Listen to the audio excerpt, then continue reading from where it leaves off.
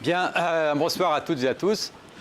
Je remercie d'abord les organisateurs, je remercie Béatrice, je remercie Pascal de m'avoir invité à cette conférence. Je remercie Hugo aussi d'avoir partagé ce temps de débat.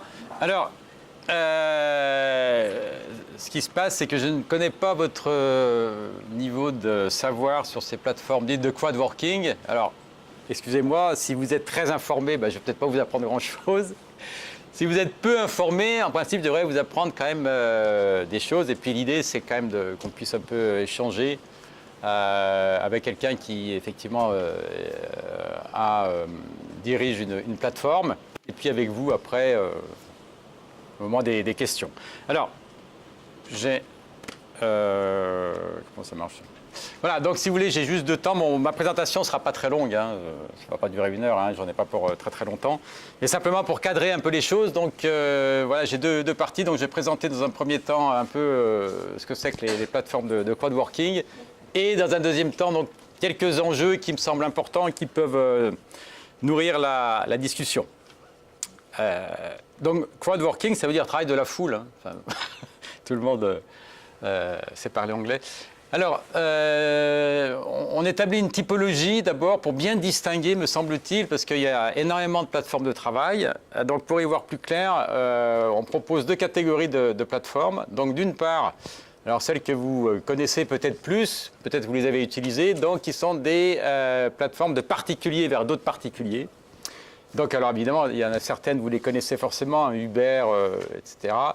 Mais il y en a énormément d'autres, donc YouPiJob, Allo Voisin, Je me propose, etc. Donc, vous connaissez aussi certainement, parce qu'il y en a beaucoup à Lyon, les livreurs à vélo, Deliveroo, Uber Eats, etc. Donc là, le point important, c'est qu'on est sur un marché local, physique. Les gens se déplacent pour faire le travail, donc pour aller tondre votre pelouse, pour faire votre peinture, pour monter vos meubles Ikea, etc. Donc la belle assiette, ce sont des chefs qui viennent chez vous à domicile pour faire votre repas. Bon, MyCuisto, pareil. Bon. Et deuxième catégorie de plateforme, donc celles qui, comme on dit dans notre jargon d'économiste, permettent d'externaliser des tâches qui, dans un premier temps, peuvent être faites à l'intérieur des entreprises et qui, grâce aux plateformes, vont être faites à l'extérieur. Donc par le biais de travailleurs indépendants. Et donc c'est là où Hugo justement pourra vraiment vous en parler bien mieux que moi. Donc il y a les fameuses plateformes de freelance, donc Malt, ici. Donc Creeds, c'est une plateforme de designers. Il y a des plateformes aussi intéressantes. Il y en a une qui est très connue, là, qui s'appelle Innocentive, qui est une plateforme d'externalisation auprès de la communauté des scientifiques et des chercheurs. Il s'agit de grandes firmes qui posent des questions sur une plateforme, des questions scientifiques, et les chercheurs peuvent répondre, et puis il y a un prix, il y a des récompenses, effectivement, à l'arrivée. Et alors, à l'autre bout du spectre, il y a ce qu'on appelle les micro-tâches. Donc, qui sont des toutes petites tâches, donc qui sont faites online. Donc, la plateforme la plus connue, qui a été quasiment la première, c'est celle d'Amazon, donc Amazon Mechanical Turk. L'équivalent en France, c'est Full Factory. Donc là, les tâches sont extrêmement simples, sont très élémentaires. C'est chercher des numéros de téléphone dans un annuaire, c'est classer des tweets, classer des images, des choses comme ça. C'est-à-dire des tâches que pour l'instant, l'intelligence artificielle n'arrive pas encore à faire. Et là, on est sur un marché online. C'est-à-dire que quand on fait des tâches devant un ordinateur, on peut les faire de n'importe quel coin du globe, finalement. Donc, on est sur un marché mondial et pas du tout sur un marché local, comme pour la première catégorie de plateformes, en réalité. Et donc, voilà, ici, j'ai fait un tableau, une espèce de typologie. Donc, effectivement, donc, on a d'une part, donc, vous l'avez compris, du travail qui est donc online, global, et puis du travail qui est plus local, physique. Et donc, avec d'un côté du spectre, du travail qui est peu, voire très très peu qualifié, comme sur AMT, Full Factory, c'est vraiment très très peu qualifié, donc peu, moyennement qualifié. Et d'un autre côté, donc, du travail très qualifié. Donc, principalement les freelances, les chercheurs, les profs, Tech Lessons, ce sont des professeurs qui donnent des cours, etc. Et la belle assiette, c'est quand même des chefs qui ont déjà un certain niveau. On ne peut pas s'inscrire comme ça sur la belle assiette, il y a des épreuves à passer. Enfin. Alors, le fonctionnement, donc, je ne sais pas si vous connaissez, donc c'est relativement simple. Donc, on a donc 3 intervenants. Donc, on a un demandeur de travail, donc soit un particulier, soit une entreprise. Ce demandeur va poster sa demande. Et puis, de l'autre côté, donc, on a un offreur de travail, donc soit pour une entreprise, soit pour un particulier. Donc, l'offreur va poster son profil et puis son tarif, ce qu'il demande. Donc, ce sont des travailleurs, a priori, indépendants, mais on a également, notamment sur les plateformes peu moyennement qualifiées, des salariés qui peuvent faire ça en complément, des salariés qui gagnent peu, des retraités, des chômeurs. Donc, ces gens-là, on les appelle effectivement des crowd workers. Et puis, donc, au milieu, vous avez ce fameux intermédiaire, la plateforme. On dit que la plateforme joue un rôle de matching, c'est-à-dire que c'est la plateforme qui va permettre de faire le lien entre l'offre et la demande. En fait. Bon. Alors l'intérêt de ces plateformes, l'intérêt donc pour les demandeurs, donc d'abord les entreprises, donc on en reparlera plus longuement avec Hugo, c'est donc cette fameuse externalisation de tâches qui peuvent être multiples, hein, puisque je suis allé sur la plateforme sur Malte. En réalité, on trouve des consultants, on trouve des designers, on trouve des ressources humaines, on trouve un peu de tout. Alors après, je ne sais pas quelles sont les tâches qui sont les plus demandées, justement, on en parlera. Mais a priori, donc, on peut trouver vraiment des compétences multiples. Et vous voyez, j'ai mis en gras parce qu'en réalité, ces plateformes, qu'elles relèvent des 2 catégories, repose sur le concept de foule. C'est pour ça que ça s'appelle d'ailleurs crowdworking, le travail de la foule. Pour que ces plateformes fonctionnent, il faut qu'il y ait une foule d'offreurs de travail. Sinon, ça ne marche pas. Alors, l'exemple le plus simple, c'est effectivement Uber. C'est quoi? Ça repose sur quoi le succès d'Uber? Ça repose sur le fait qu'avec votre application, quand vous demandez un chauffeur Uber, 2 minutes après, il est là. Si vous attendez votre chauffeur Uber pendant 3 heures, 4 heures, ça ne présente strictement aucun intérêt. Donc, le principe de la plateforme, elle repose là-dessus. Il faut qu'il y ait une foule d'offreurs. Donc, la foule d'offreurs, c'est extrêmement intéressant parce que ça veut dire que c'est des compétences multiples, puisque les compétences globales sont disséminées en réalité entre l'ensemble des individus. Donc plus il y a une foule importante, plus j'ai de compétences. Ça, c'est la première chose. Et puis la deuxième chose, plus j'ai une foule élevée, plus je vais pouvoir trouver quelqu'un extrêmement rapidement. Donc sur ces plateformes, il y a une rapidité, une réactivité absolument incroyable. J'ai moi-même testé, enfin Hugo aussi, mais j'ai testé une plateforme de particulier à particulier. Pourtant, j'habite dans un village, j'habite pas à Lyon. C'est vraiment impressionnant, parce que 2 heures après ma demande, j'avais déjà 10 offreurs qui étaient prêts à venir chez moi, et certains étaient libres déjà le lendemain. Donc, c'est ce qui fait le succès de ces plateformes. Et puis, le troisième élément du succès, c'est qu'évidemment, il y a quand même une concurrence des offreurs sur ces plateformes, puisque les offreurs vont proposer des tarifs. Mais pour avoir le marché, entre guillemets, évidemment, il ne faut pas mettre des tarifs trop hauts parce qu'on va se dire qu'il y a quelqu'un d'autre qui va mettre un tarif plus bas. Donc ça, c'est un mécanisme effectivement de paiement qui est extrêmement intéressant. Donc les personnes sont payées à la tâche et l'autre avantage, c'est que la relation est totalement flexible. C'est aussi ça l'intérêt, notamment, je pense, pour les entreprises qui externalisent. C'est qu'on a simplement du coût variable, on n'a pas les frais fixes liés au salariat. Et justement, dans les enjeux, je reviendrai sur cette question de l'évolution à moyen terme, long terme. Ça va être une question de fond de savoir si ce mouvement d'externalisation, il peut, à long terme, se développer fortement, ce qui pose des problèmes. Alors pour les consommateurs, c'est les mêmes intérêts, c'est la même chose, c'est également la foule, hein, je vais donner mon exemple. Donc on a de multiples compétences, on peut trouver effectivement toutes les compétences possibles. Donc les prix, là on est vraiment sur de low cost hein, par rapport à un artisan. Effectivement les tarifs sont 3 fois plus faibles qu'un artisan. Évidemment les charges ne sont pas les mêmes. Alors pour les offreurs, là aussi on pourra un peu en reparler. Alors c'est sûr que pour les offreurs de travail, donc, ce sont des opportunités donc, pour les freelances, mais donc, pour tout un tas de catégories de personnes très très variées. Donc il y a eu une étude exhaustive qui a été faite sur les chauffeurs d'Uber, où effectivement on montre que 25% des chauffeurs d'Uber, c'était des jeunes qui étaient dans les, entre guillemets, ce qu'on appelle les quartiers, etc. Donc des jeunes qui, sur le marché du travail traditionnel, ont du mal à s'intégrer sur le marché du travail classique et qui là on peut trouver des opportunités. Donc ça peut offrir un complément de revenus. Et il y a un argument, donc là aussi je pense qu'on en reparlera, parce que dans le cas des freelances, on en avait un peu parlé la dernière fois, c'est un argument important, c'est-à-dire c'est aussi un choix de ne pas travailler dans une entreprise, c'est-à-dire d'avoir une autonomie au travail, donc de ne pas être soumis à l'autorité qui est propre à la firme, enfin à l'entreprise. Et c'est vrai que par exemple, quand on interroge les livreurs à vélo, les livreurs de Deliveroo, pourtant qui sont très peu payés, etc., ils revendiquent beaucoup leur statut de travailleur indépendant. Ils disent, nous, on n'est pas salariés, donc, entre guillemets, on peut travailler quand on veut. Si un jour on n'a pas envie de travailler, on ne travaille pas, le lendemain on travaille, etc. Donc il y a cette espèce d'espace de liberté, évidemment, qu'on ne trouve pas dans l'entreprise. Voilà. Alors, juste quantitativement, quelques chiffres, mais on a beaucoup de mal à avoir des chiffres là-dessus, parce que les personnes sont, pour l'instant, il n'y a pas de recensement exhaustif des gens qui sont inscrits sur les plateformes. Donc pour Uber, on le sait, Malte, j'ai... Donc a priori, il y a 57 000 clients et 90 000 profils. Full Factory, il y aurait 50 000 membres. Bon, Deliveroo, il y a à peu près 10 000 livreurs à vélo dans toute la France. C'est quand même pas négligeable. Allo Voisin, 1 million de membres. Et sur AMT, il y aurait 500 000, c'est ça, à peu près. On pense qu'il y a à peu près 500 000 personnes. Mais vous voyez que ces chiffres ont été assez compliqués parce qu'il y a des personnes qui sont inscrites sur plusieurs sites. Il y a des personnes qui vont avoir une mission dans la semaine ou une mission dans le mois.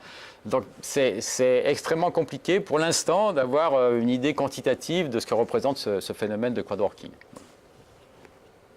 Alors j'en viens à ma deuxième partie sur les enjeux. Donc de mon point de vue, il y a 3 types d'enjeux, donc juridiques, socio-économiques. Donc les enjeux juridiques, alors évidemment tout dépend des plateformes dont on parle. Les plateformes de particulier à particulier posent, entre guillemets, des problèmes éventuellement de concurrence dite déloyale vis-à-vis des artisans, d'accord ? Puisque, évidemment, les gens qui viennent chez vous ne sont pas soumis aux mêmes charges fiscales et sociales, d'accord ? Donc ça, c'est un problème, sauf que... pour en avoir discuté, sauf qu'on pourrait dire que finalement ces plateformes ne sont pas sur les mêmes créneaux entre guillemets que les artisans, c'est-à-dire ces gens-là réalisent des tâches que finalement les artisans ne réalisent peut-être pas, d'accord ? Parce que ça peut être des petites tâches, des petites missions, et les artisans ne viennent pas.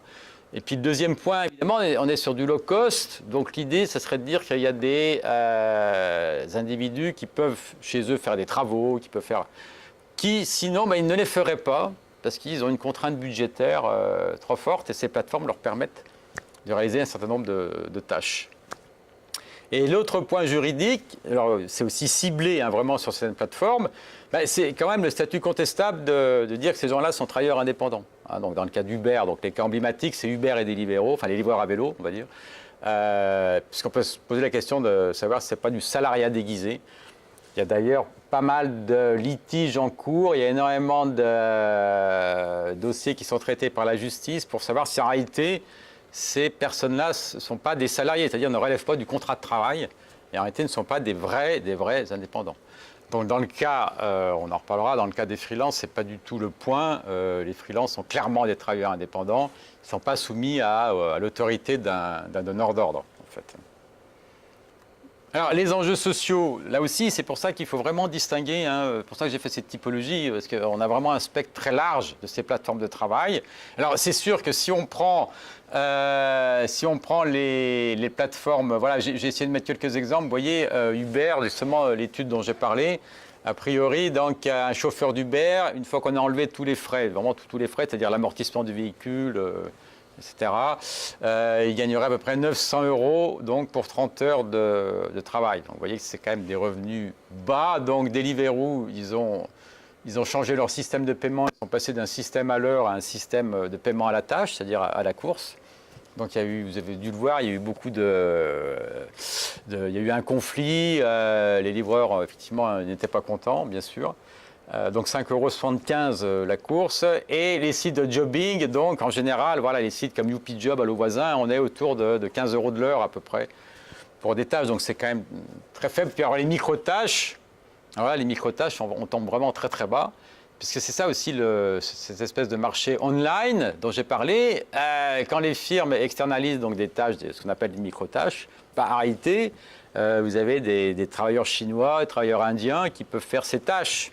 Donc évidemment, ils vont concurrencer les travailleurs américains ou les travailleurs européens. Donc là, on est sur des tarifs vraiment très très très bas, des micro-tâches et micro-paiements. Donc l'exception, c'est pour ça que j'ai bien précisé, donc les plateformes de freelance, donc du travail très qualifié, là on n'est pas du tout sur le même registre. Donc Hugo nous en parlera tout à l'heure. Alors l'autre point, c'est que par définition, le travail est précaire. C'est le propre de ces plateformes. On n'est pas dans le salariat, c'est un travail à la tâche. Donc c'est pour ça qu'il y a aussi des travaux où on essaie de montrer que finalement on revient à des formes qu'on a connues au 19e, 18e, 19e, finalement, où avant que le salariat s'impose comme forme de travail dominante, eh bien on avait des gens qui travaillaient effectivement à la tâche. Donc c'est pas nouveau. Donc par définition, c'est un travail précaire, c'est-à-dire il y a quand même peu de gens qui peuvent vivre à plein temps de ces plateformes de travail. Enfin, il y en a un petit peu, mais certainement pas tous les gens qui sont inscrits. Et puis donc, ces gens-là, il y a la question de leur protection sociale, bien sûr, qui est quand même relativement faible, donc ce qui pose aussi problème. Et puis enfin, donc, les enjeux économiques, puis j'aurais terminé. Donc cette question de l'externalisation des tâches, donc le point qui intéresse l'économiste que je suis, entre guillemets, c'est bien sûr de se poser des questions de l'efficacité des plateformes. Parce que si la réponse est non, bon, si ce n'est pas efficace, c'est-à-dire si les entreprises ne sont pas satisfaites des tâches, etc., donc c'est réglé. Bon, a priori, enfin, donc, on va voir, mais il semble que les entreprises soient plutôt satisfaites de ces plateformes, donc on en reparlera dans le cas des freelances, plutôt satisfaites. Donc, la question, on voit qu'il y a une croissance du travail indépendant, enfin, que le nombre de freelances augmente. Et donc, une question intéressante, c'est, entre guillemets, j'aurais dû mettre des guillemets, la remise en cause du salariat. Le salariat, c'est quand même la forme de mise au travail dominante, puisque, comme vous le savez, en France, à peu près 86-87% des gens qui travaillent sont salariés. Donc le travail indépendant, en réalité, c'est quand même extrêmement minoritaire. Donc là, la question que soulèvent ces plateformes, c'est la question donc, du déplacement de la mise au travail du travail salarié vers le travail indépendant.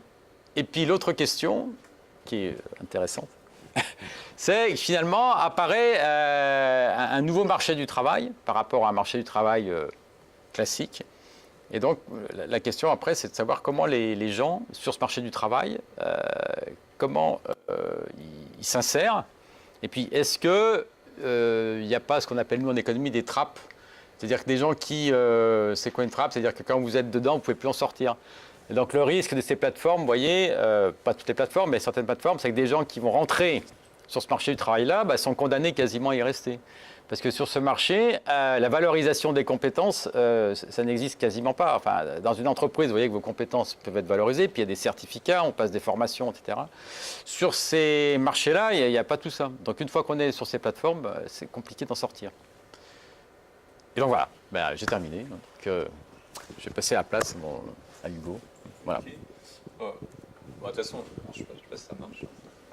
Ok, je ne sais pas si. Je pense qu'on va enchaîner par une discussion. Moi, il y a plusieurs points sur lesquels, de toute façon, éventuellement, je n'étais pas entièrement en phase dans la présentation.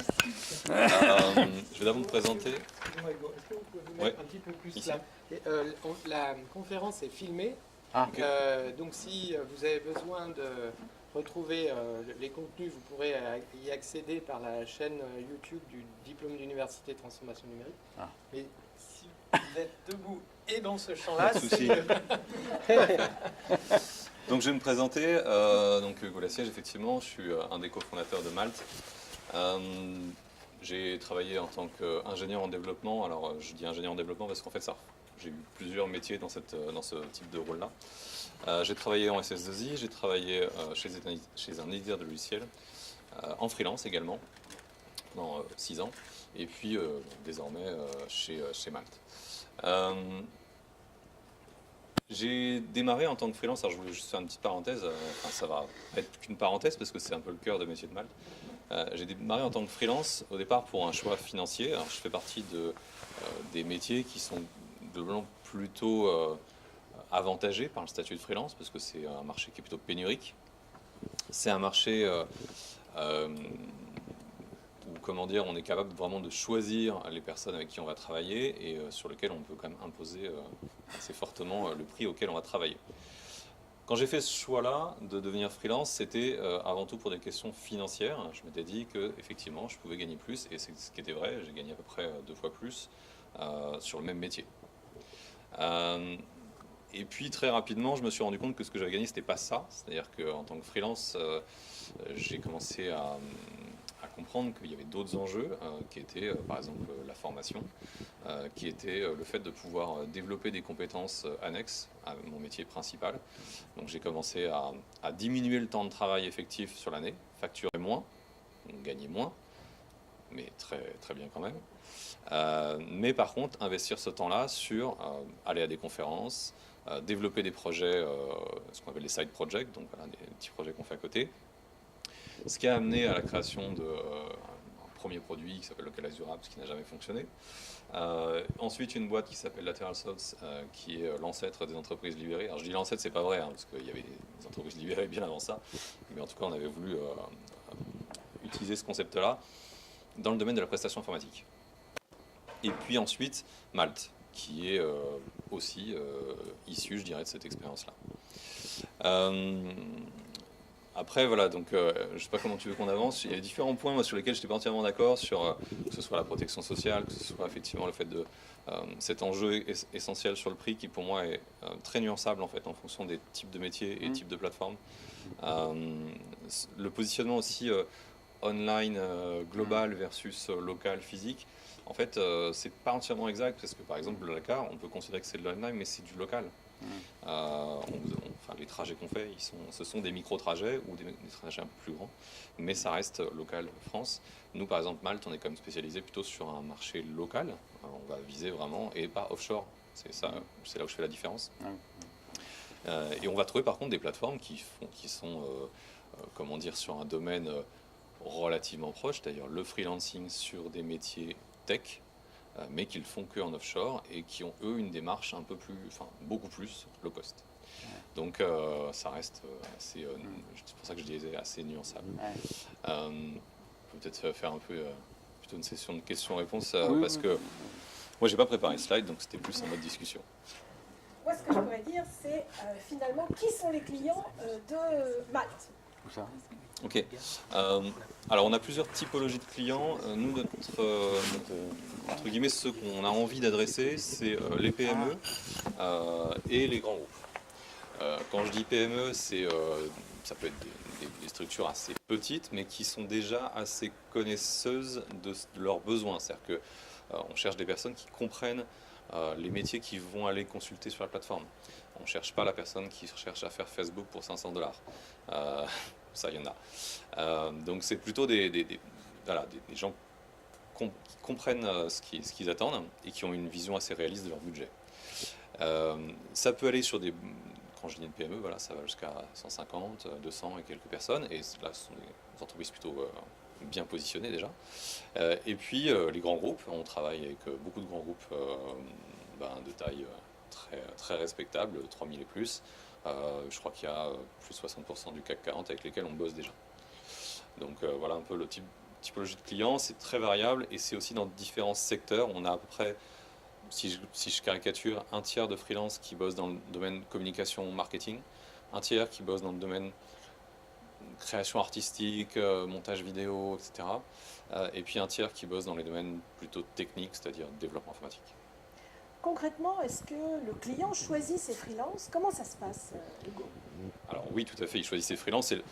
On a, effectivement, ça c'est par exemple, c'est un axe de différenciation sur les différentes plateformes qu'on va pouvoir retrouver.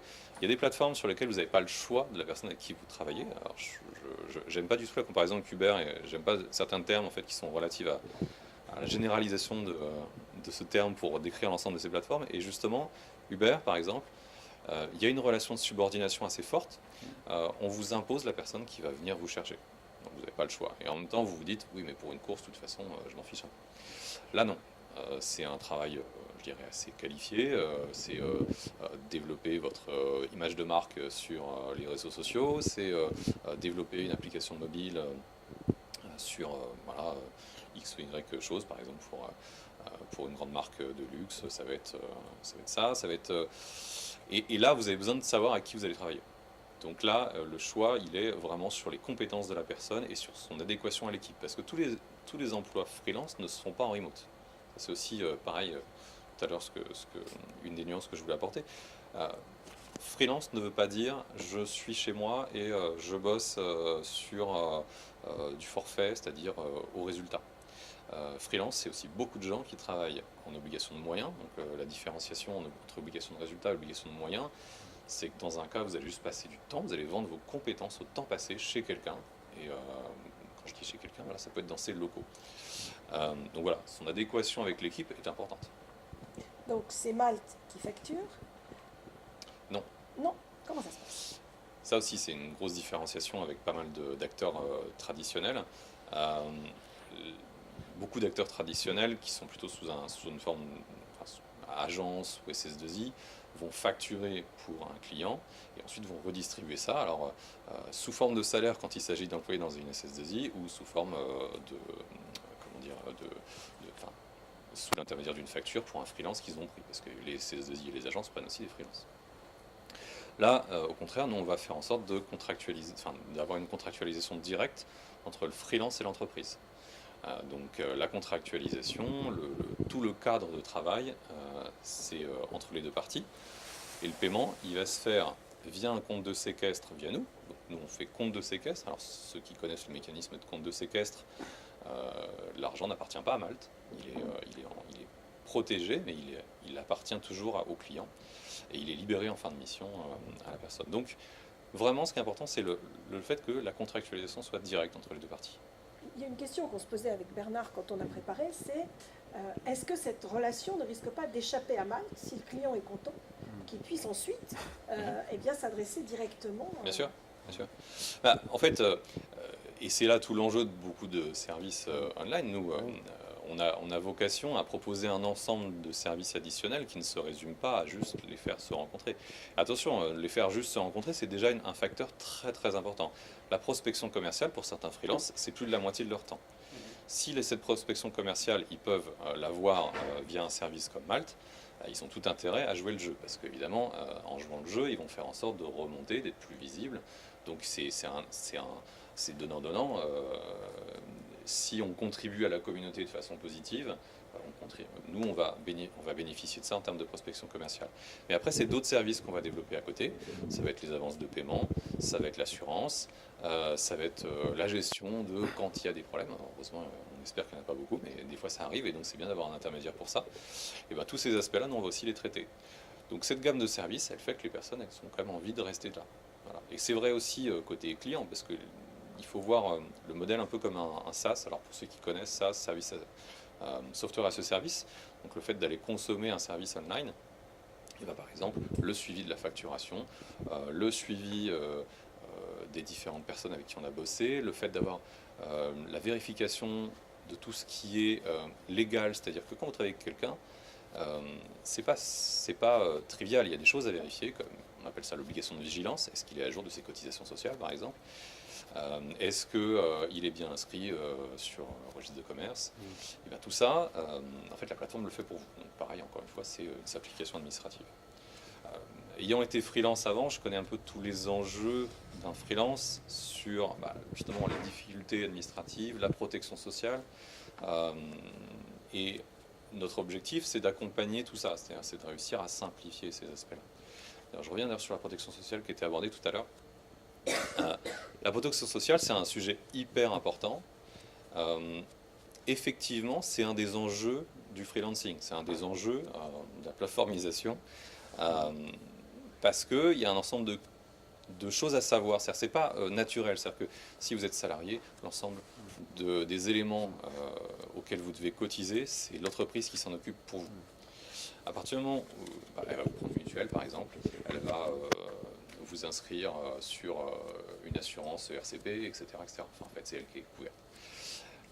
À partir du moment où vous êtes freelance, vous pouvez avoir le même niveau de protection sociale. Par contre, il y a certaines protections sociales qui ne sont pas, qui sont facultatives, entre guillemets.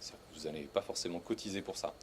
Et en fonction du statut aussi que vous allez choisir en termes d'entreprise, et en fonction de certaines options que vous allez prendre sur ce statut, vous pouvez ne pas cotiser du tout sur certaines protections, ce qui est évidemment pas recommandé.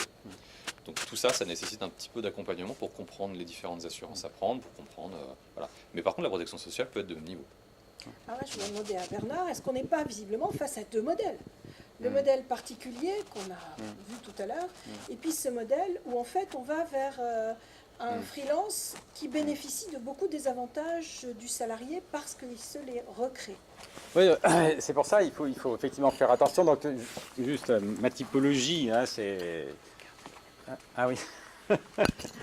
Oui, la typologie, c'est pour classifier. Hein. Nous, en économie, en sociologie, il faut faire des cadres. Parce que chaque plateforme va être particulière. Hein. Si on fait venir quelqu'un d'autre plateforme, il dira autre chose, etc. Mais pour revenir à la question de Béatrice, oui, c'est pour ça que j'ai bien insisté. Hein. Il faut vraiment, entre des plateformes particulières comme Le Voisin, YouPiJob et puis Malte, ce sont deux mondes de travail qui sont extrêmement différents, bien sûr. Les problématiques ne sont pas du tout les mêmes. Parce que là, on est sur des gens, comme on dit chez nous, qui ont des actifs spécifiques très importants. Donc, ils peuvent, ce que tu disais, ils peuvent imposer leurs conditions, même financières ou autres. Bien que ce serait, je ne sais pas, ce serait peut-être aussi à nuancer, parce que tous n'ont peut-être pas des compétences telles que ils peuvent en vivre à plein temps, ou je ne sais pas. Enfin, c'est aussi une question. Est-ce que sur ces plateformes de travail très qualifiées, il y a quand même des gens, entre guillemets, qui ont des difficultés à avoir un travail à plein temps, ou est-ce que aussi il y a des gens qui sont inscrits sur plusieurs plateformes de freelance, hein, pour diversifier. Et puis moi j'ai une question aussi, et puis donc après j'ai une question, parce qu'on n'en a pas vraiment parlé, sur le fameux rôle des algorithmes. Donc par exemple, quand une entreprise a une demande X, vous avez un gros panel de freelance. Donc comment, quel est le mécanisme qui va faire que il va y avoir 4 ou 5 freelanceurs qui vont sortir parce qu'on pense qu'ils correspondent à la demande de l'entreprise. Okay. Voilà, c'était un peu ça. Les deux premiers points, c'était est-ce que toutes oui, les personnes, est-ce que toutes les personnes qui sont inscrites sur Malte, par exemple, arrivent à vivre vraiment alors, sur Malte, l'inscription est totalement ouverte et gratuite, donc ce qui fait qu'on a, en principe, certaines catégories qu'on travaille particulièrement, donc qui sont, comme je vous disais, communication, marketing, design et développeurs. Ce sont des professions sur lesquelles il y a une forte demande, parce que le numérique, de façon générale, c'est quelque chose auquel toutes les entreprises sont en train de réfléchir. Vous avez même des chefs de la transformation digitale qui s'inscrivent dans beaucoup de boîtes, donc qui se créent dans beaucoup de boîtes. Donc c'est un enjeu pour beaucoup, et ce qui fait que ces métiers-là sont relativement pénuriques. Et pour cela, il y a en principe pas de souci. Alors après, ça peut être aussi des choix de vie. Hein. Celui qui se décide d'être développeur en Ardèche, potentiellement, il va toucher moins de clients. Mais il va quand même pouvoir, parce que malgré tout, avec l'essor du télétravail, il y a quand même des choses qui se font. Voilà, mais c'est encore un peu de chemin à faire avant que ça se généralise très fort. Après, effectivement, on a aussi des personnes qui s'inscrivent sur la plateforme et qui, en fait, ne sont pas du tout notre cible, donc du coup, forcément, ils trouvent un petit peu moins. Alors oui, on a eu un expert en déminage, on a eu une personne qui était expert sur tout ce qui était réseau oléoduc. Ok, là, on n'a pas de clients pour eux parce que tout simplement, on ne fait pas de l'acquisition de clients dans ces métiers-là. Mais voilà, c'est plutôt anecdotique. D'accord. Et sur la question donc, du matching, Et sur la question du matching. Alors effectivement, c'est un sujet qui en plus est d'actualité parce qu'aujourd'hui, il y a eu, je crois, j'ai vu ça sur Twitter, je crois que c'est Amazon qui s'est fait épingler sur un algorithme qui permet de faire du recrutement chez eux. Et cet algorithme avait des biais favorisant les hommes. En fait, un algorithme de machine learning, c'est rien de plus qu'un élément, un programme, on va lui donner un ensemble de faits qui se sont déjà passés, et il va vous dire, en fait, en fonction de ces éléments déjà passés, voici ce qu'il faudrait faire. Le problème, c'est que si ces éléments déjà passés, ils ont des biais, forcément, il ne fait que les reproduire. Bon, donc effectivement, les plateformes, elles ont un énorme enjeu de travailler ces algorithmes de façon à optimiser le nombre de personnes qui vont être vues et en plus que ça fonctionne, c'est-à-dire que le client trouve bien les gens avec qui il a envie de bosser. Donc, alors sur Malte en l'occurrence, c'est le client qui recherche, donc il vient sur le site, il va en fait rechercher quelqu'un, il va les contacter un par un. On a une autre offre qui est en train de se développer qui elle va être un peu différente puisque cette fois-ci on va proposer proactivement des personnes. Ah oui. Dans le détail, il y a encore pas mal d'autres choses qui vont se faire. Donc effectivement, on a des algorithmes comme cela qui sont en charge de faire de la recommandation de profil pour une personne. Et ça va dans les deux sens, parce qu'en fait, le score de matching, ce qu'on appelle un score de matching, donc l'adéquation entre un client et un freelance, eh ben, il tient compte de plein de critères et aussi des souhaits du freelance. Si le freelance il ne veut pas bosser dans un secteur particulier, le score de correspondance va être faible. Il ne veut pas bosser dans le secteur de l'armée, par exemple. Il ne va pas remonter sur une recommandation de quelqu'un qui bosse chez EADS. D'accord, merci. Alors, juste une dernière question avant de vous donner la parole dans la salle. Est-ce qu'il y a l'animation de l'ensemble des freelances? Est-ce qu'ils se voient? Est-ce qu'ils sont réunis par Malte? Et est-ce qu'on n'a pas peut-être le risque d'avoir des groupes spontanés qui se créent de freelance et qui se fédèrent pour avoir une voix plus forte vis-à-vis de leurs donneurs d'ordre? Est-ce qu'on peut dire donneurs d'ordre d'ailleurs? Oui. Oui, on peut dire ça. Enfin, leurs clients. Alors, moi, je vois pas ça comme un risque en fait. Oui. Alors, aux États-Unis, il y a déjà des syndicats de freelance, Freelancer Union. En France, je n'ai pas eu pour l'instant l'écho de ça. Maintenant, je vois pas ça comme un risque. Nous, on a vocation à accompagner le mouvement du freelancing et on ne serait pas du tout... au contraire, on trouve ça plutôt bien de porter la voix des freelances. Alors, aujourd'hui, il y a des mécanismes d'ailleurs sur lesquels on travaille pour faire en sorte qu'il puisse y avoir des personnes qui montent au capital, des freelance stars qui montent au capital de la société. Ces mécanismes qui ne sont pas simples à mettre en place, surtout pour une société non cotée en bourse. Donc, on est en train de travailler un peu sur ces aspects-là. Mais on est aussi en train de travailler, donc parallèlement à ça, parce que ça va ensemble, à ce que ces personnes-là puissent participer, conseiller au développement de la plateforme. On prend déjà de toute façon beaucoup d'avis auprès de notre communauté. Comme un certain nombre d'entre nous, comme moi, avons été freelance, c'est quelque chose qui me paraît tout à fait important. Avant, je faisais partie de collectifs de freelance. Aujourd'hui, forcément, j'ai envie de fédérer ces collectifs de façon à ce que ça porte une voix. Et c'est important parce que il y a eu, pendant les dernières campagnes présidentielles, pas mal de sujets politiques là-dessus. Et il va falloir de toute façon des représentants pour expliquer ce que c'est que la protection sociale, justement, pour expliquer ce que c'est que le chômage, pour expliquer ce que c'est que la retraite pour ces populations-là. Donc voilà, moi je vois pas ça comme un problème en tout cas. Merci beaucoup. J'ai juste une dernière question encore par rapport Merci, au dernier oui, point que bien j'ai sûr. soulevé. Est-ce que vous, votre plateforme Malte, vous sentez qu'il y a une demande forte de plus en plus forte des entreprises pour externaliser des tâches? Quel est ton point de vue là-dessus? Est-ce que tu penses que c'est quelque chose qui a appelé vraiment à s'approfondir, ou ça stagne? Oui, tout à fait. Alors, et d'ailleurs, je n'utiliserai pas forcément que le terme externalisation, parce que externalisation, alors peut-être que c'est une mauvaise définition de ma part, mais externalisation pour moi c'est quelque chose qui se fait en dehors de l'entreprise. Potentiellement, il y a énormément de freelances qui bossent à l'intérieur de l'entreprise. Je trouve que le freelancing, justement, ce qui est intéressant, c'est de comprendre que le freelancing, il a deux origines très distinctes, individuelles et d'un point de vue société, quand je dis société, compagnie. D'un point de vue entreprise, l'essor du freelancing, il fonctionne parce qu'aujourd'hui, l'économie marche de façon très rapide. Il faut s'adapter à des marchés qui peuvent se retourner très très vite et qui peuvent, vous pouvez vous casser la gueule en moins de 5 ans, y compris sur des industries qui ont l'air d'être très bien ancrées. Alors je vous citerai les taxis, je vous citerai l'industrie du CD. Ce sont des industries qui sont quand même aujourd'hui, je dirais pas en difficulté parce qu'elles ont quand même encore énormément d'actifs, mais qui se retrouvent un petit peu bousculés. Et il y en a pas mal d'autres des comme ça. Donc pour une entreprise, la capacité d'adaptation, la capacité de se remettre en cause, elle est hyper forte.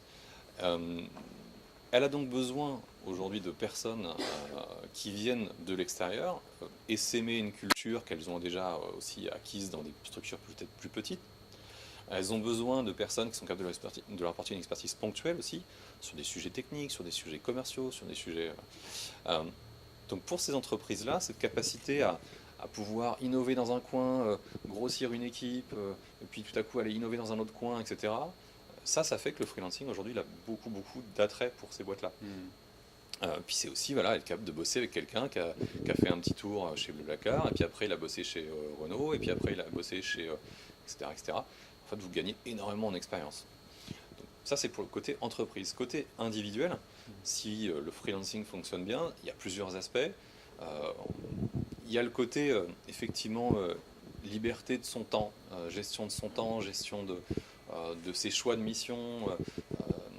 C'est vrai que l'aspect, je bossais dans une entreprise pendant 20, 30, 40 ans, avec des horaires extrêmement cadencés, etc. Aujourd'hui, il a tendance un petit peu à perdre en popularité, on va dire.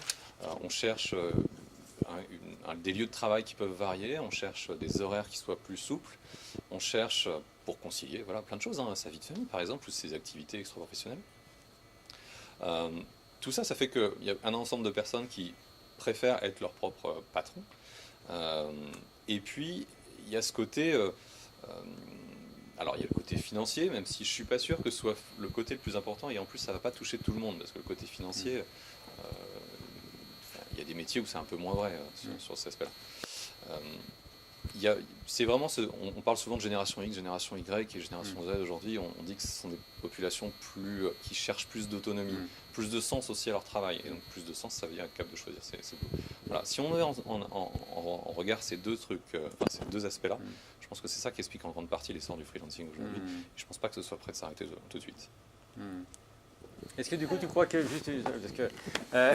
est-ce que les entreprises vont pas se constituer, peuvent finalement au fil du temps se constituer un panel de freelance avec lesquels ils prennent l'habitude de travailler et puis ils vont puiser dans ce panel régulièrement, c'est-à-dire pas salariés mais recréer en externe les avantages qu'ils ont que l'entreprise aura en interne. Voilà, avoir une espèce de réseau de freelance dans lequel ils peuvent puiser des gens qui connaissent, donc voilà, se constituer un réseau. Oui, si on voit un réseau de freelance, certes, mais assez global, c'est-à-dire que oui, ils ont des fois des personnes avec lesquelles ils vont plus souvent bosser, parce qu'ils ont déjà bossé avec et que ça a bien fonctionné. Après, ces mêmes freelances, ils sont assez contents de pouvoir naviguer entre différentes boîtes et surtout de pouvoir être...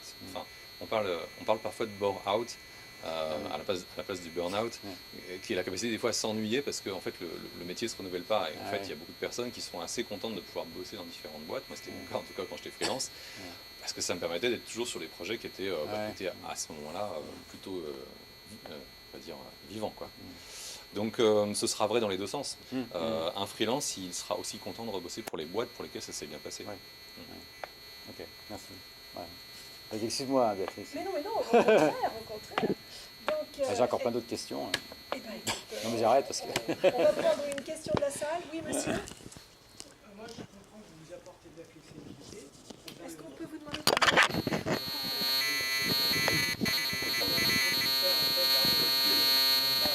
Celui-là, là Ah non, celui-là. On va le faire. Celui-là, perdu. Oui, alors, bonsoir. En fait, je comprends que vous apportez de la flexibilité. Moi, j'ai une question. Est-ce que l'entreprise, à un moment donné, elle ne dilue pas son savoir?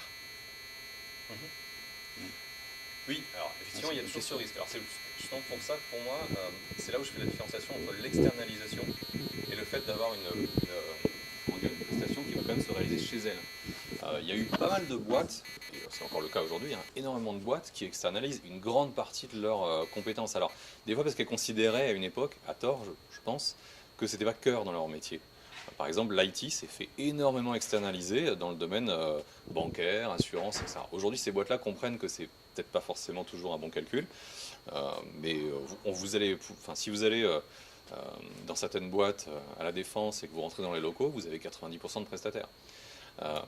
Sauf qu'il y a quand même une différence entre le fait de dire mon métier, je ne le fais pas chez moi, je le délègue complètement, y compris sur ce qu'on appelle la maîtrise d'ouvrage, c'est-à-dire la définition du besoin. Et donc dans ce cas, je donne totalement ça à une société. Alors là, pour le coup, je pense qu'il y a effectivement une vraie dilution de savoir. Et puis, l'autre pendant, c'est plutôt de dire, je fais quand même tout ce qui est maîtrise d'ouvrage, et par contre, je prends les gens chez moi, et dans ce cas, je conserve quand même la mainmise sur la façon dont ça va se dérouler. Bon voilà, effectivement, pour une entreprise, c'est toujours un délicat équilibre à avoir entre est-ce que c'est mon métier cœur, est-ce que j'ai vraiment intérêt à y porter une attention forte, ou ou bien est-ce que je peux le déléguer parce qu'à la limite, mon métier cœur c'est autre chose, et donc dans ce cas, ça c'est peut-être annexe, quoi. Parce qu'à la limite, avoir une expertise forte sur, je sais pas moi, la création d'un SI, sur la valorisation de communication téléphonique, si vous avez une SS2I ou un gros intégrateur qui est capable de développer ça pour X clients et qui est capable de le répliquer de façon propre, bah, pourquoi pas. Par contre, pour un opérateur téléphonique, est-ce que c'est cœur ou pas? Oui, je pense que ça l'aide. Donc il a intérêt à avoir des éléments de différenciation et donc du coup de l'internaliser. Mais ça, c'est vraiment... je vous ai cité des avantages dans les deux. Donc à la limite, c'est vraiment à la boîte de savoir faire la part des choses. J'avais juste, je voulais juste répondre tout à l'heure sur cette affaire de définition d'externalisation. Parce que en réalité, dès qu'une entreprise décide de ne plus faire elle-même, elle externalise. Donc, soit après l'activité en question, elle est faite à l'extérieur, entre guillemets, mais elle peut très bien continuer à être faite à l'intérieur. Mais c'est quand même de l'externalisation. C'est-à-dire qu'on passe du salariat, justement, c'est la question que je posais, du salariat à après un contrat commercial, donc soit auprès d'une autre entreprise, soit auprès de travailleurs indépendants. D'accord, c'est un peu ce qu'on appelle, nous, la sous-traitance sur site. Par exemple, vous prenez EDF, qui a externalisé la maintenance des centrales nucléaires.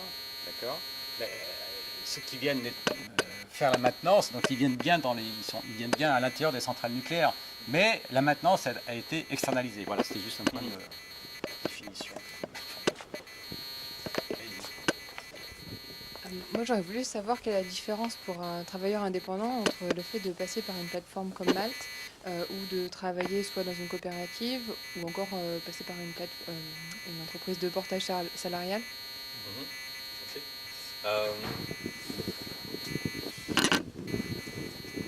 Ça va dépendre en fait jusqu'où va cette entreprise de portage ou cette coopérative. Il y a des très très bonnes coopératives, des très très bonnes sociétés de portage qui justement vont aussi s'occuper de la partie prospection commerciale. Donc quand elles ont un spectre très large, prospection commerciale, conseil sur, je sais pas, par exemple, les choix de statut, en l'occurrence ça n'a pas de sens pour une société de portage salarié parce que ce sont des gens qui sont salariés. Quand elle a un rôle sur la protection, les choses, etc., c'est un choix personnel. Ouais. Quand par contre ça s'arrête et qu'il n'y a pas la prospection commerciale, quand il n'y a pas, je sais pas, les aspects communautaires évidemment aussi, les aspects communautaires que nous on va traiter, qui ne sont pas forcément traités dans tous les types de structures comme celle-ci. Voilà. Après c'est vraiment, il n'y a pas de réponse type parce que en fait ces sociétés-là, il y en a qui qui couvrent un large scope et d'autres au contraire qui couvrent un tout petit scope où c'est juste un regroupement de personnes. Donc, mais sur le fond, c'est pareil.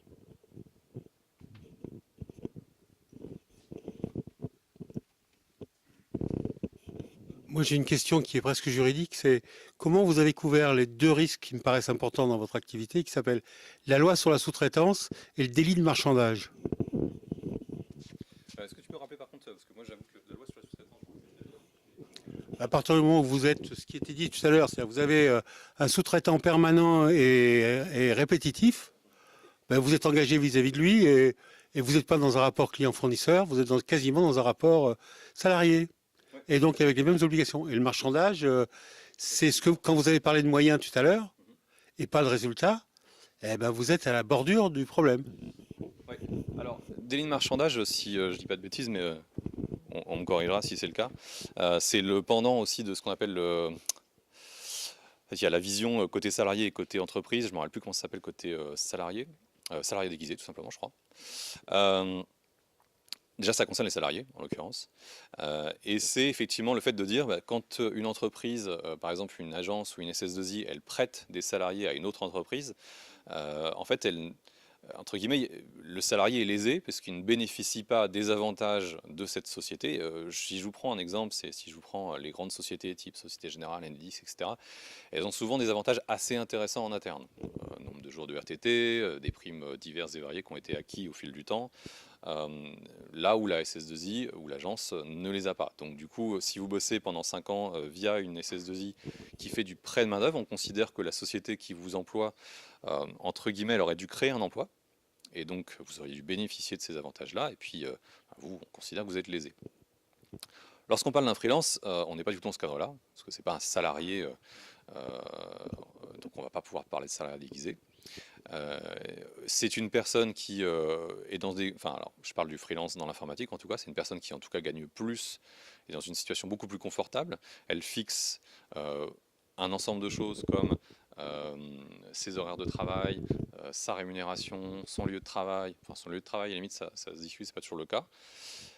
Et justement, ces éléments-là, ils sont importants parce qu'ils fixent ce qu'on appelle une relation de subordination. Lorsque vous êtes dans une relation de subordination, par exemple que votre client, que la personne avec qui vous bossez, elle fixe par exemple vos congés, qu'elle vous valide vos congés, et bien là, c'est plus bon, parce que ça veut dire que vous lui appartenez, et donc là, on pourra effectivement parler d'un... Je ne pense pas qu'on parlera de salariat déguisé, parce qu'on n'est encore une fois pas dans ce cadre-là. Par contre, la personne pourra quand même se rebiffer au niveau de certaines instances. Ouais. Après, il y a d'autres soucis aussi qui a eu lieu à une époque, qui était l'utilisation de l'auto-entreprise pour comment dire, avoir moins de charges sociales. C'est-à-dire que j'avais vu une société qui faisait de la formation, par exemple, elle avait un ensemble de formateurs qui étaient tous auto-entrepreneurs, et du coup, bah, forcément, ça jouait sur les charges de la boîte. Là, ça l'URSSAF tombe dessus. Hein, voilà. Ce qui n'est pas le cas, encore une fois, pour la plupart des freelances qui, par exemple, vont bosser chez nous, parce qu'ils sont en EURL, en SASU, ils sont sur des statuts qui sont avec des impositions relativement... normales, on va dire. Ce sont des statuts vraiment dédiés entreprises avec un impôt société, etc. Et puis sur le premier cas qui pour moi relève un peu de la dépendance économique, c'est vrai que souvent on dit si une entreprise fait plus de X% de son chiffre d'affaires avec un client donné, elle est en état de dépendance économique, donc on pourrait considérer que on pourrait considérer que ce sont effectivement ils auraient dû prendre totalement la société, soit en tout cas on peut considérer qu'il y a une sorte de, comment dire, de relation malsaine qui pourrait entraîner une fixation des prix ou des choses comme ça. Enfin, je ne connais pas tous les éléments voilà, qu'on rentre un peu là-dedans, mais effectivement on considère que ce n'est pas une relation qui est saine. Exemple, vous avez une boîte qui fait par exemple des composants très très spécifiques pour un équipementier automobile. Cette entreprise, elle fonctionne à 90%, voire même 100% pour une boîte comme celle-ci. Le jour où l'entreprise dit on arrête de faire ces pièces-là, vous avez 300 personnes qui se retrouvent à la rue. L'entreprise peut se retourner contre ce grand équipementier automobile en disant vous devriez gérer les impacts sociaux de ça. Pour un freelance, si je parle un freelance par exemple développeur Java en région parisienne, il n'y a pas cette relation de dépendance économique. Bien sûr, il peut faire plus de 90% de son chiffre avec un même client. Il va faire de la mission longue pendant un an. Forcément, il fait même 100% de son chiffre d'affaires quasiment avec un même client. Sauf que ce n'est pas le seul indice qui permet de définir une relation de dépendance économique. Une relation de dépendance économique, c'est comme une sorte de faisceau de preuves. Et un des éléments, c'est est-ce que le marché du travail vous aurait permis de travailler ailleurs. Or, un développeur mission longue sur la région parisienne, il trouve sans aucun souci dans plein d'autres boîtes. Et ça, on peut le démontrer. Donc du coup, le client n'est pas trop en risque sur le sujet. Voilà, je ne sais pas si ça répond entièrement à la question. Une autre question ? Ça a été plus vite, mais du coup... Il y a madame. Je fais ça.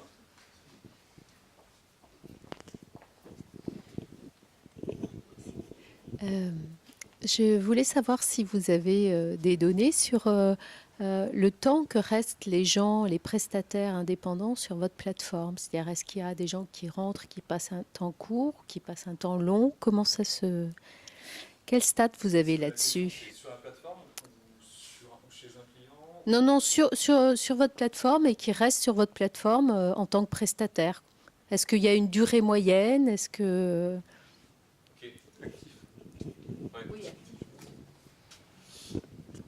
Alors oui, on a des chiffres. D'accord. Peut-être éventuellement. Moi, ma question, c'était est-ce qu'il y a des gens qui partent de la plateforme?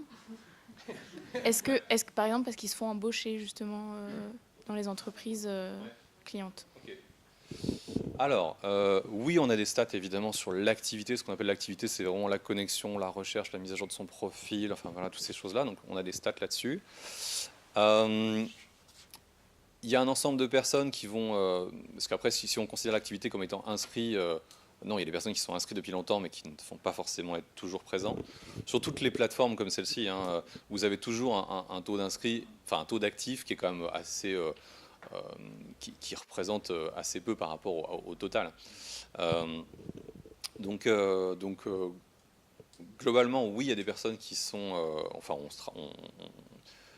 on vérifie un peu l'activité des gens, et notre objectif, c'est d'être capable d'avoir un maximum de personnes qui reçoivent des propositions de travail. Maintenant, il y a des personnes qui sont là, qui sont des fois inscrites juste en tant que curieux. Donc, du coup, bon, bah là... voilà.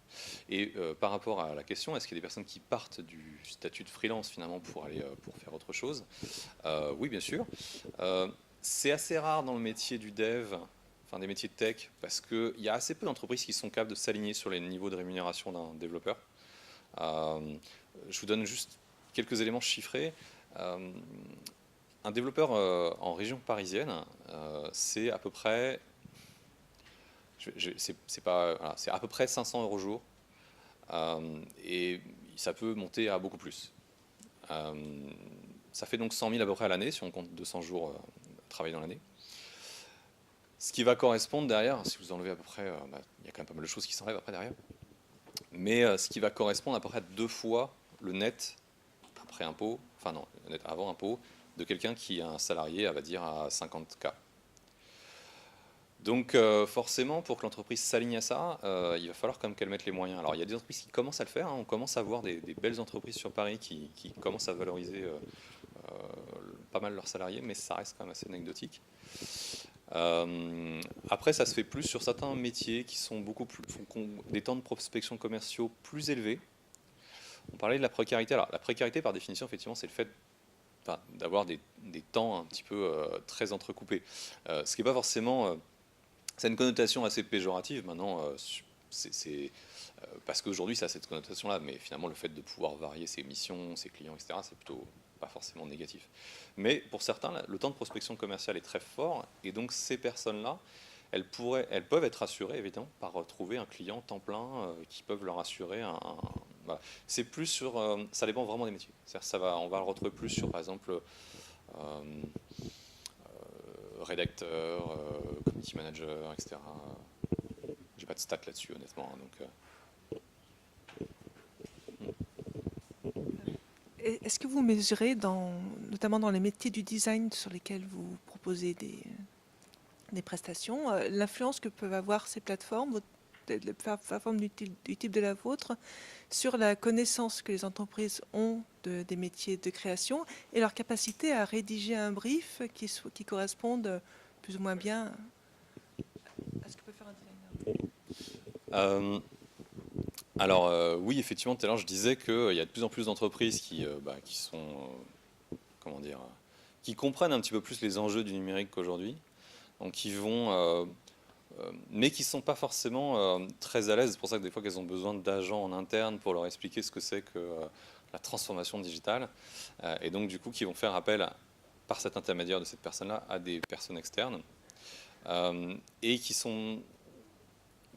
Enfin, autant les grandes entreprises arrivent de mieux en mieux à gérer leurs briefs, autant ce n'est pas toujours le cas des plus petites structures.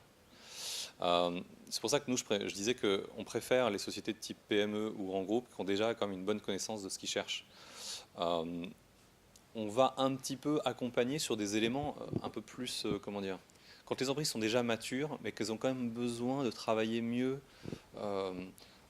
leur attractivité. Ça, on va le travailler avec eux. Par contre, on ne va pas forcément accompagner, nous, des très petites structures qui cherchent, qui ne savent pas vraiment ce qu'ils cherchent, quel type de métier. Non, ça, on ne va pas le faire.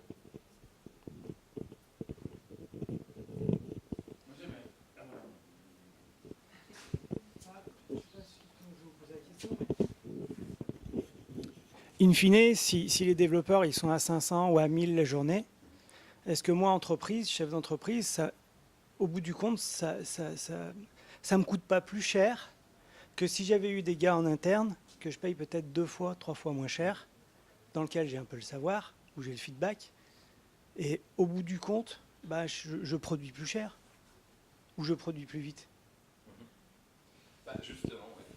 C'est justement l'équilibre à avoir entre ce que tu viens de dire, produire plus vite ou pas, avoir la connaissance immédiate sur un sujet. Si tu prends quelqu'un qui a bossé dans une entreprise, qui a fait exactement ce dont tu avais besoin, qui l'a fait sur 3 mois, qui développe son expertise systématiquement chez plein de clients différents, tu vas quand même être hyper intéressé par ça. Parce que de toute façon, oui, ton objectif, ce sera quand même d'internaliser, sans doute, sauf si c'est un projet qui est ponctuel. Donc, en fait, c'est beaucoup de choses qui rentrent dans la balance. par exemple, chez Malte, on a aussi cette question-là. Est-ce qu'on prend plutôt des gens en freelance uniquement ou est-ce qu'on prend des personnes en salariat? Alors, il y a beaucoup de gens qui ont fait un peu les deux. Hein. Il y a des gens qui ont bossé en tant que freelance qui sont chez nous. Il y a des gens qui ont arrêté le salariat et qui sont devenus freelance, mais qui ont continué à bosser un peu pour nous, mais pour d'autres clients, parce que ça les attirait beaucoup. Si tu cherches à construire quelque chose sur le long terme, oui, tes critères vont sans doute peser plutôt vers le salariat. Mais après, c'est un peu délicat à dire parce que finalement, le salariat ou le freelancing, outre cet aspect de coût, c'est finalement, entre guillemets, j'ai envie de dire, un détail d'implémentation parce que il y a pas, enfin, si la personne a envie de s'en aller, elle s'en va, que ce soit un salarié ou un freelance. Donc, je dirais que le coût, c'est essentiellement parce que tu as besoin d'expertise, tu as besoin de souplesse aussi dans le mode de fonctionnement. Tu n'as pas forcément besoin de quelqu'un qui soit à 100% là pendant 5 ans. Donc peut-être que tu as besoin d'un peu plus de souplesse là-dessus. Voilà. J'avais une question, ça n'a pas été abordé, là, ça serait peut-être intéressant. Tu n'as pas parlé du modèle concurrentiel, enfin de cet univers là, des plateformes. Donc vous n'êtes pas les seuls, enfin, il n'y a pas que Malte. Donc comment tu vois ce modèle concurrentiel? Qu'est-ce qui fait qu'une plateforme va finalement gagner la course, enfin, ou par rapport à d'autres, ou dans ton secteur? Ouais. Bon, il n'y aura pas une plateforme qui va gagner la course. Aujourd'hui, alors évidemment, il n'y aura pas non plus 50 000 plateformes. Si je prends l'exemple du marché aujourd'hui plutôt physique, non connecté, qui est donc le marché de la SS2I, c'est un marché qui est très segmenté. Il y a 30 000 entreprises, des entreprises de 2 personnes, et puis il y a des entreprises de, je ne sais pas combien font les plus grandes SS2I, mais j'imagine au moins 50, 60, 80 000 personnes. Ça représente... le marché est tellement grand que pourtant, voilà, il y a autant d'entreprises qui fonctionnent parce qu'il y a des activités de niche, parce qu'il y a des activités... qui nécessitent d'avoir aussi beaucoup de personnes, hein. Être capable de faire un projet à 200, un plateau de 200 personnes pour un client, c'est pas évidemment la petite boîte qu'en fait deux.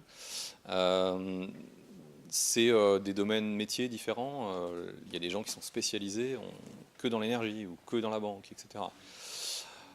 Bon, sur les plateformes de freelance, aujourd'hui, je ne pense pas qu'il y aura un seul acteur à la fin, parce que vous avez des acteurs qui sont extrêmement spécialisés sur un domaine, par exemple la traduction. Vous avez Textmaster qui fait tout ce qui est traduction. Vous avez des acteurs spécialisés dans la restauration, etc. etc. Donc voilà, après, et même sur un seul secteur, comme par exemple celui de la prestation informatique avec des devs, vous avez... tellement de besoins aujourd'hui dans l'entreprise que il y a largement de la place pour plein de personnes. Il vaut mieux être plateforme généraliste ou plateforme spécialisée?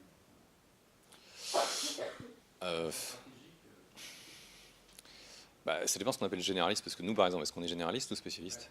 Quand on va sur a priori, j'ai regardé un peu effectivement les membres, il y a un peu de tout, hein. On trouve des comptables, des ressources humaines. Alors, j'ai envie de dire que les comptables se sont un peu perdus comme sur la plateforme.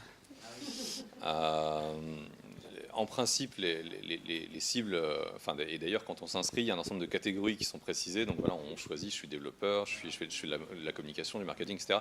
Quand on ne voit pas cette catégorie, il faut un peu se poser des questions quand même. Donc oui, il y a des métiers qui sont là, mais qui sont pas ceux qu'on cible. Donc on a quand même une certaine spécialisation. C'est les métiers plutôt du numérique, sur l'utilisation de l'outil informatique en tant que pour du développement ou pour du graphisme, ou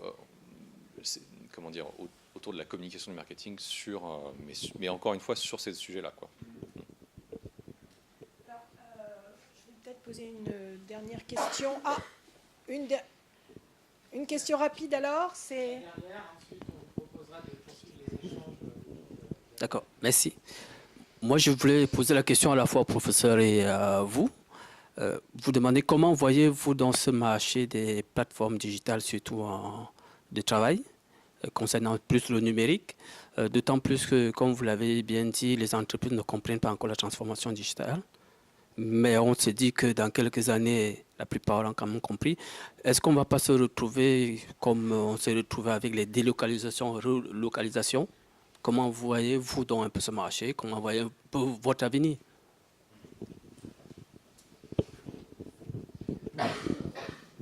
Je dirais enfin, j'ai cité plusieurs éléments de réponse en fait auparavant parce que je parlais de l'essor du freelancing. Je pense qu'il y a un vrai sujet individuel aussi. Il y a un sujet qui ne va pas disparaître, qui est la capacité d'une entreprise d'innover et donc d'être capable de s'adapter à un marché qui change. Ça, ces aspects-là, je ne pense pas qu'ils évoluent, enfin, qui se différencient dans le temps. Donc, en tout cas, pas tout de suite. Donc ça, je pense que ça va contribuer, pour l'instant, en tout cas, à ce marché-là et de façon assez longue. Tout à l'heure, d'ailleurs, Bernard disait un truc que je trouve très juste. Enfin, le mode d'organisation du travail jusqu'à ce qu'on concentre un peu les individus dans des villes liées à... Enfin, c'est lié à l'industrie, lié à l'essor de l'industrie, mais jusqu'à ce moment-là, les travailleurs ne sont pas regroupés, ou tout du moins dans des structures beaucoup plus petites. Donc qu'on retourne sur un mode comme celui-ci, est-ce que... voilà, j'ai pas de jugement là-dessus, mais a priori, c'est pas aberrant, en tout cas, historiquement parlant. Et il y avait un autre pendant de la question, c'était... Ah, peut-être qu'il y aura un retour, encore une fois, enfin, là, ce que je viens de citer, historiquement parlant, il y a eu des retours, que ce soit sur la concentration des individus. Aujourd'hui, on voit un essor, par exemple, du télétravail. Oui, ça va fondamentalement changer, je pense, des choses, y compris dans des secteurs comme l'éducation. Si demain, on a de plus en plus de personnes en télétravail dans des coins un peu plus isolés, l'Ardèche, j'aime bien l'Ardèche, hein. J'y vais souvent, mais comment ça va fonctionner l'éducation? Voilà. Donc ça, c'est des questions auxquelles il faudra répondre. Il y a les MOOC et tout ça, mais est-ce que ça va remplacer réellement l'éducation telle qu'on la connaît aujourd'hui? Ouais, je pense qu'il y a des vraies questions là-dessus, et pour l'instant, il n'y a pas de réponse. Ouais, non, je vais juste dans ton sens. Simplement, oui, on voit bien que depuis 25-30 ans, il y a un mouvement de fond, hein, d'externalisation des activités.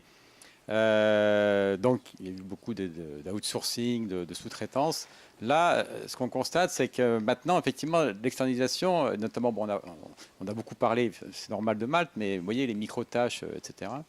Donc, il y a quand même un mouvement de sortir le travail de l'entreprise, quand même, pour revenir, effectivement, à une période qu'on a connue, c'est pas forcément nous, mais là, ce qui se passe, c'est que le numérique, ça démultiplie la potentialité de la mise au travail d'individus, de personnes qui ne sont pas dans des structures collectives.